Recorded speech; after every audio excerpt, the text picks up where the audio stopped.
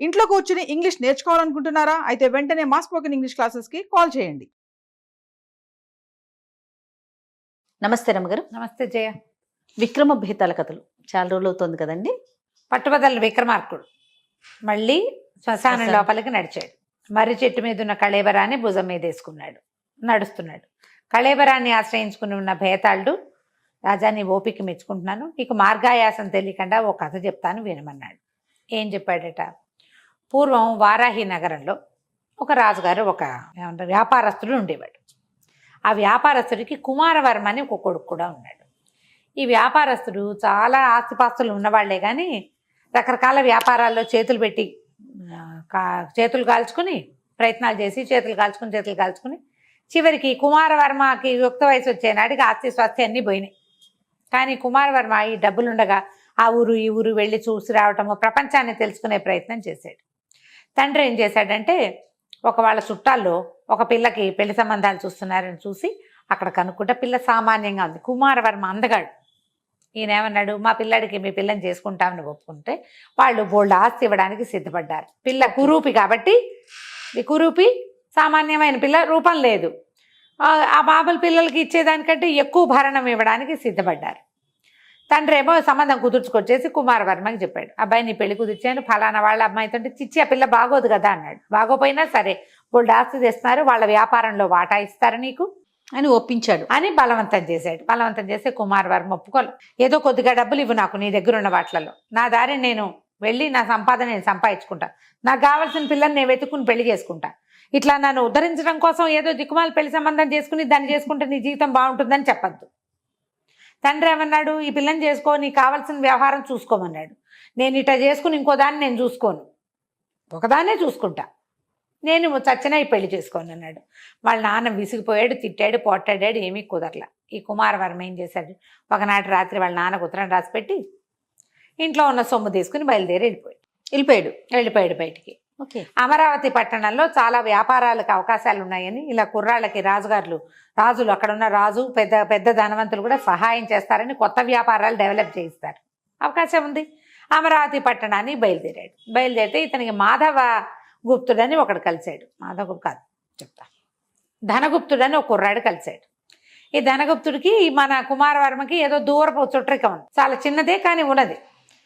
మాట్లాడుకుంటే ధనగుప్తుడు ఏం చెప్పాడంటే, నేను కూడా అమరావతి వెళ్తున్నాను, మద్దం కలిసి పోదాం పదా, పెళ్లి సంబంధం కుదిర్చారు, అక్కడికి వెళ్తున్నాను అన్నాడు. పిల్లని చూసావా అన్నాడు ఇతను. ఏమో ఎవరు చూశారు, బోల్డ్ ఆస్తి ఇస్తామన్నారు, మా నాన్న ఈ సంబంధం కుదిర్చాడంటే కుమారవర్మ ఆశ్చర్యపోయాడు. అట చేసుకుంటావు నువ్వు, మనిషి పిల్లని చూడకుండా, ఆ పిల్ల బాగులేదు, ఆ పిల్లకి నీకు నచ్చదు, రేపు దాంతో ఎట్లా బతుకున్నంత కాలం కాపురం చేస్తావు, భరణం తెస్తుంది, బాగా బోల్డ్ డబ్బులు తెస్తుంది అంటే అవన్నీ ఎవరు చూస్తారు, డబ్బులు ఇంపార్టెంట్ అన్నాడు ధనగుప్తుడు. సరే ఇద్దరు కలిసి ప్రయాణం చేశారు. ఇతనికి దారులు అన్నీ తెలుసు, కుమారవర్మకి చాలా తిరిగాడు కదా, లోకం చూసేవాడు. ధనగుప్తుడికి ఏం తెలీదు, అసలు అమరావతి కూడా తెలియదు అతనికి, ఫస్ట్ టైం వెళ్తున్నాడు. పిల్లని చూసి రావడానికి, వాళ్ళకి కనపడి రావడానికి వెళ్తున్నాడు. సంబంధం అయితే కుదిరిపోయింది.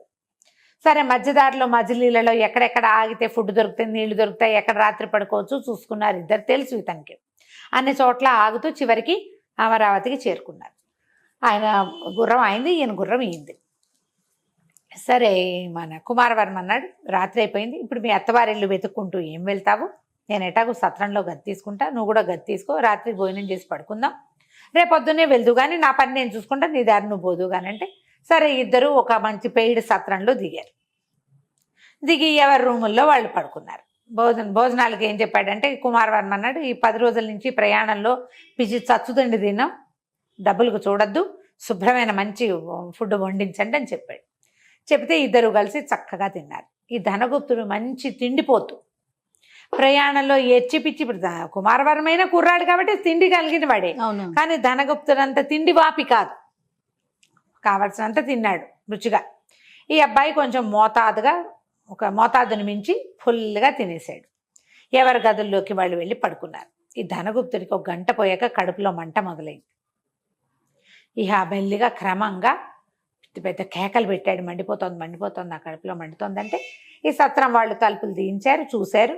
సరే వైద్యుడిని పిలిపించేశారు కల్లా వైద్యుడు వచ్చి ఇతను ఏమన్నాడు, ఇతని పొట్టలో అల్సర్ ఉంది, గుల్మం అంటారు. ఏంటండి? గుల్మం. గుల్మ ఉంది, దానివల్ల ఇతనికి ఫుడ్ సరిపడలేదు, ఎక్కువైపోయింది, సరిపడా మందు తేవడానికి తెల్లవారుతుంది, ఎట్లా ఉంటుందో చూద్దామన్నాడు. తెల్లవారేసరికి పరిస్థితి వికటించేసి ఆ వైద్యుడు అక్కడే పడుకున్నాడు. తెల్లారేక చూసి ఇతని పరిస్థితి బాగుండలేదు, అయిపోతాడు, ఎవరైనా బంధువులకి కబురు చేయండి అన్నారు. బంధువులకు కబురు చేయండి అన్నాడు. వీళ్ళు ఏం చేశారు, బంధువులకు కబురు చేయండి అనగానే ఇద్దరు కలిసి వచ్చారు కదా, కుమారవర్మని లేపుకొచ్చారు. నిద్ర లేపారు. అబ్బాయికి మీతో పాటు వచ్చిన ఆయనకి బాగోలేదండి అని చెప్పేసరికి ఈయన వచ్చి చూసేసరికల్లా గుడ్లు తేలేసి ఉన్నాడు. ఇతను తేలేసి ఉంటే వైద్యుడు అన్నాడు, బాబు అరగంట అంతే, ఇంకా ఆగదు, ప్రాణం పోతుంది, వాళ్ళకి ఉత్తరాలు ఏవో పంపించండి, ఈ ఊళ్ళో ఎవరైనా ఉంటే చెప్పండి అంటే, సరే ఇతను ఏం చేశాడు, ఇతను అటు ఇటు కాలకృత్యాలు తీర్చుకుని కాస్త ఏదో వేడి నీళ్ళు తాగేసరికి ధనగుప్తుడు అయిపోయాడు, చనిపోయాడు. చనిపోయేసరికల్లా ఇతను ఏం చేశాడు, మరి ఇప్పుడు ఏం చేస్తాం, ఈ కాలం అయితే ఐస్ బాక్సులు అవి ఉంటాయి, ఆ కాలం అట్లా కాదు.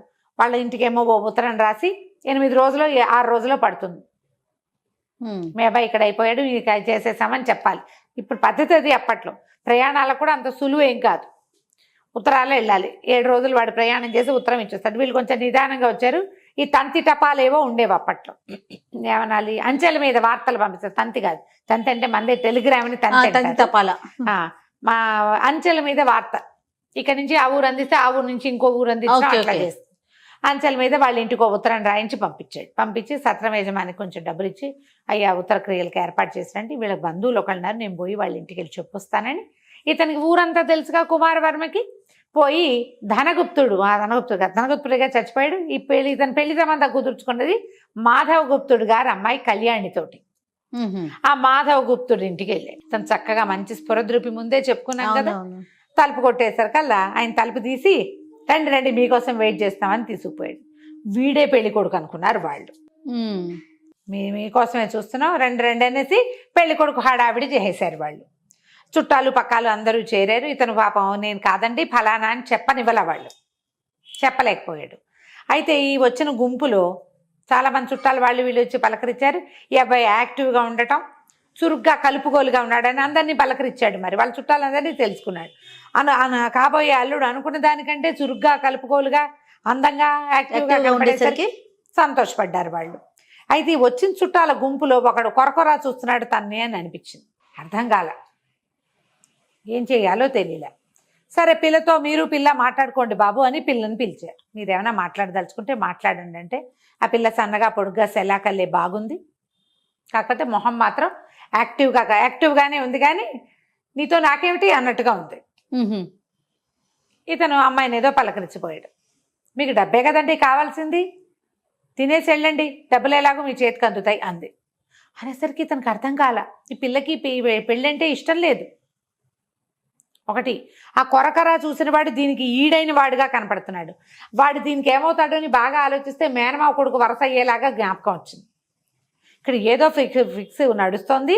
వీళ్ళు పెద్ద ఆస్తికి ఆశపడి బాగా కట్నం ఇస్తామని ధనగుప్తుడి సంబంధం కుదుర్చుకున్నారు. ఓకే, భోజనాలు అన్నారు. సరే ఈ భోజనాలు అయ్యేసరికల్లా, భోజనం పెట్టేసరికల్లా ఆ కొరకొరా చూస్తున్న కుర్రాడి పేరు వజ్రపాలుడు. వాడు కాస్త ఈ కుమారవర్మ దగ్గరకు వచ్చి, ఏంటి అన్నం తినేసి వచ్చి చూసేసరికి అందరితో యాక్టివ్గా మాట్లాడితే పెళ్ళైపోయినట్టేనా, ద్వంద్వయుద్ధంలో కానీ కళ్యాణి నీకు దక్కదన్నాడు.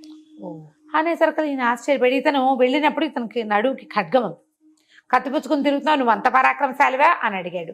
ఎందుకంటే వాళ్ళు ఎంక్వైరీ చేసిన దాని ప్రకారము ధనగుప్తుడు వాళ్ళు సోబర్ వాళ్ళు, అబ్బాయికి ఖడ్గ విద్యలు వచ్చిన వ్యవహారం లేదు. కానీ కుమారవర్మ మాత్రం గట్టివాడు, అతను లోకం చూసినవాడు, అన్ని నేర్చుకున్నాడు అతను.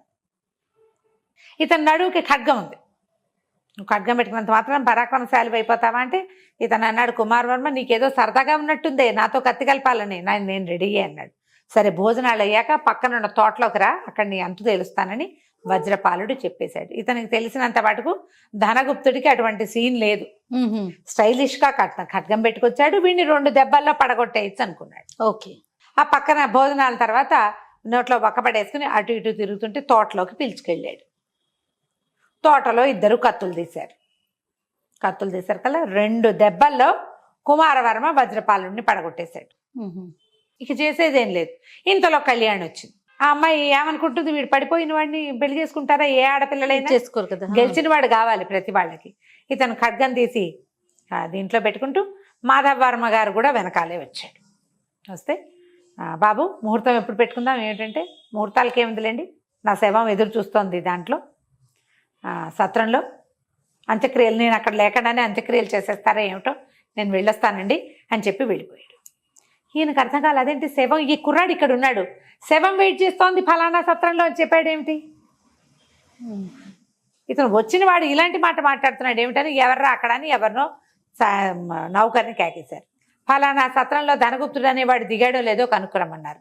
వాడు గుర్రం వేసుకుని ఆగ మేఘాల మీద వెళ్ళాడు.